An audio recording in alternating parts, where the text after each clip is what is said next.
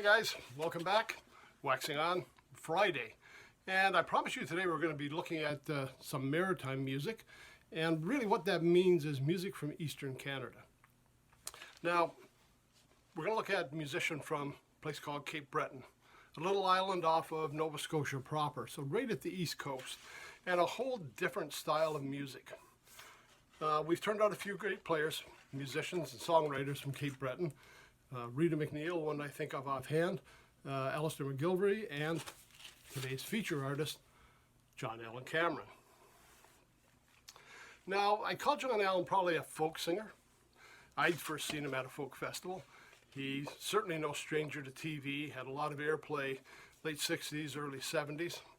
The song's kind of hard, or music kind of hard to classify, so AM radio was kind of hard to fit him in. But he did a lot of television spots, and certainly a great entertainer. Not really a big songwriter. I think on here he's got one song he wrote, but that's not what he was known for.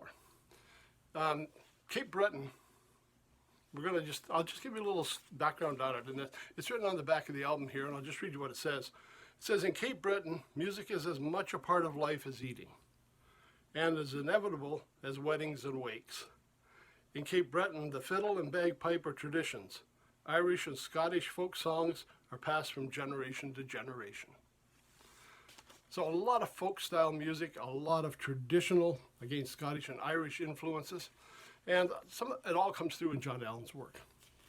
This one is a best of album, and I like the best of or the live albums because it gives you a good cross section of what the artist is doing.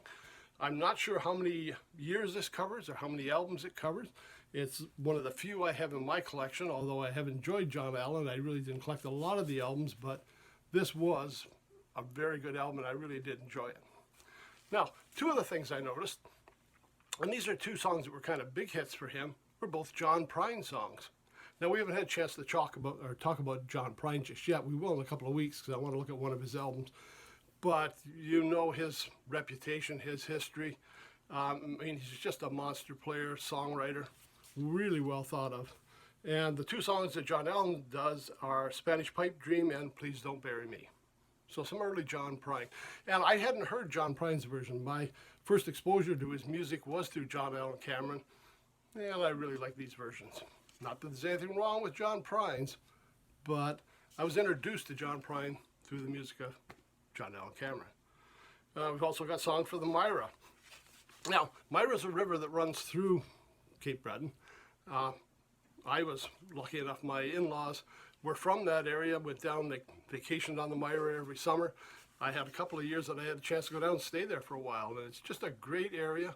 Cape Breton was a great area, and it was nice to just be part of that whole atmosphere. Singer-songwriter from that area, Alistair McGilvery, wrote the Song for the Myra, which was a hit for John Allan, and also a big hit for, I believe it was Rita McNeil.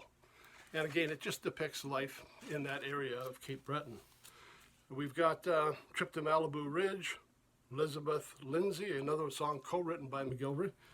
I'm a Rover, Seldom Sober, the one John Allan tune that he wrote on the album. Traditional Song for Mary's, and Robbie's Song by Robbie McNeil. Side 2, we're looking at another Alistair McGilvery tune, and this is another one that was really a bigger hit for him called Tie Me Down. We got The Streets of London by Ralph Mctell, Mary Mac, a traditional Irish song, King George V's Army, Gene McLennan. Now, Gene McLennan also had a hand in the success of Anne Murray. I believe he wrote Snowbird, that was a big, big hit for her. Anne Murray, not from Cape Breton, but from Nova Scotia as well. So just another great musician out of that part of Canada. We got Minstrel Cranberry Lane, Going Down the Road, a song by Bruce Cockburn. So again, back in that folk influence. And Lord of the Dance, probably one of John Allan's signature tunes, probably one people would most recognize him for. It's a different style of music. It's not your regular folk music. It's a little Celtic, a little Scottish. Lots of fun, lots of great tunes here. And John Allan was a real interpreter of the music and really brought it home. If you get a chance, check him out. I know he's on the streaming networks. There's hard copies available. YouTube. He He's been a while since we've heard anything from him. Of course, John Allan passed away quite a few years ago, but the recordings that he did during this time, the 60s, early 70s, just some excellent things to check out. Okay, that's it for this week. Get you off into the weekend, the little John Allan Cameron. Hope everybody has a great first weekend of 2022. The virus is still out there, man. It's crazy up here. It is getting so widespread, you're almost afraid to go anywhere or talk to anybody. We're trying to get through it, and we're hoping that in the next few weeks things will settle down in our area. But for now, everybody out there, hey, stay safe, wear your mask, get your vaccines, keep your distances, wash your hands, all those good things, and we'll see you on Monday. Thanks for stopping by.